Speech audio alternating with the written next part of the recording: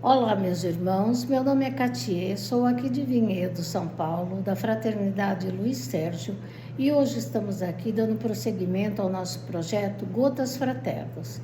E hoje falaremos sobre a lição de número 29 do livro de Jesus no Lar, que se chama A Parábola Relembrada. Por que a parábola relembrada? Porque Jesus estava com os apóstolos e falando sobre a parábola do bom samaritano. E quando o Tadeu chega, eles chegam à casa de Simão, Tadeu questiona o mestre sobre ele queria entender melhor essa parábola. Então, o que nós vemos nessa parábola? Que havia um homem, não é? Enfermo, jogado ao chão, e muitas pessoas o cercavam, mas sem lhe dar nenhum tipo de assistência, não é? Ele era assistido por uma massa popular menos esclarecida, não é? Porque ninguém lhe dava atenção ou fazia algo para socorrê-lo. Por lá passam, aí nesses momentos que ele está ali, passa por ali um escriba da lei, que diz que vai tomar providência, mas sai apressadamente e nada faz de positivo para esse homem.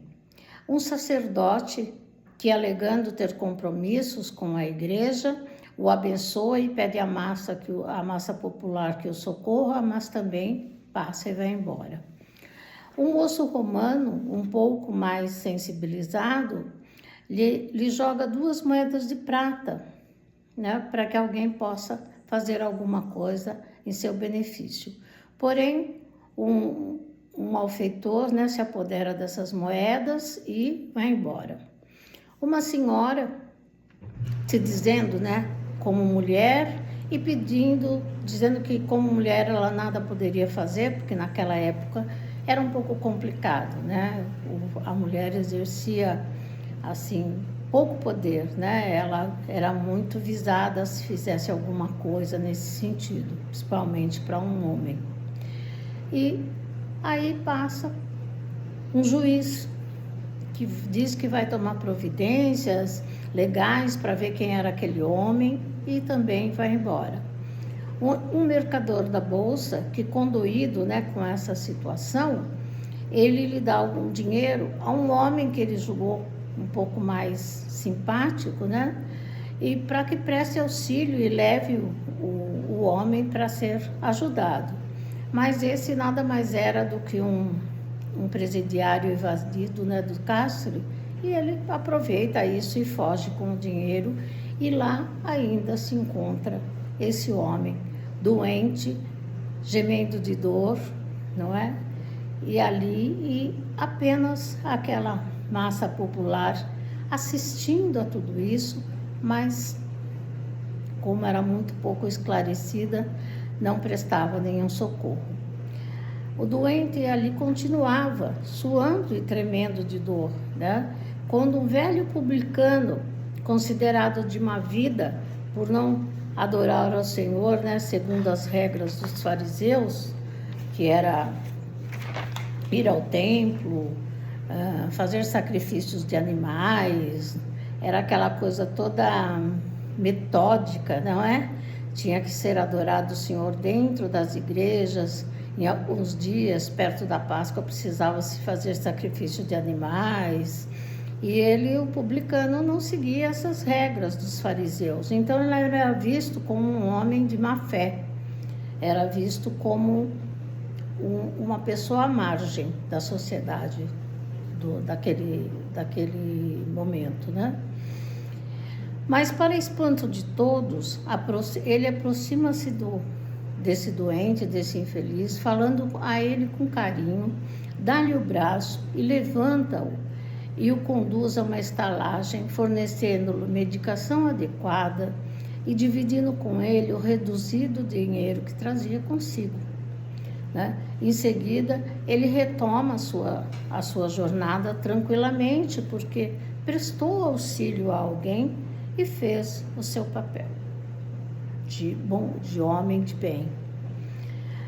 Aí Jesus pergunta a Tadeu quem dos três, né, que fez algo em favor desse doente, dessa pessoa que estava ali necessitando de muito auxílio, qual dos três que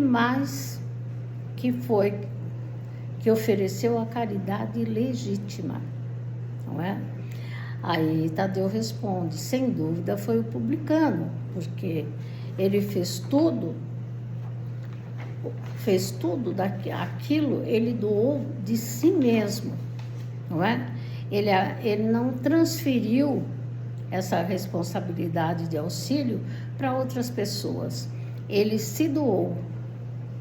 Ele doou o seu tempo, ele doou o seu carinho, o seu afeto, suas palavras de encorajamento àquela pessoa para que ela pudesse ser auxiliada e ainda o material, que foi o dinheiro que ele contribuiu para que esse homem pudesse ficar nessa estalagem até que fosse curado. Então, o que a gente pode ver com tudo isso? A caridade por substitutos, ela é honrosa e louvável, mas aquele bem que praticamos no sentido direto, dando de nós mesmos, é sempre o maior e mais seguro de todos, não é? O que essa parábola nos traz de ensinamento? Ela nos fala do amor ao próximo, desse amor, da caridade que nós doamos ao nosso próximo e da maneira como nós exercemos essa caridade. Nós apenas damos o material, mas e se essa pessoa precisa de um auxílio diferente, uma palavra de conforto, um abraço, algo que faça com que ela se sinta melhor, que ela se sinta mais fortalecida, que tenha mais força, coragem, mais fé. Estamos doando um tempo nosso para essa pessoa e isso é muito importante porque essa caridade realmente é a maior de todas, não é? Não que não seja louvável e dignificante a caridade que exercemos através de terceiros, né? Mas a maior caridade, o maior amor que podemos doar ao nosso próximo realmente é essa caridade onde nos doamos, onde damos de nós mesmos um tempo àquele que está necessitando. E o que nós podemos ver também? Que nós não podemos apenas ficar na leitura do Evangelho, naquela coisa só da leitura, só da técnica, né?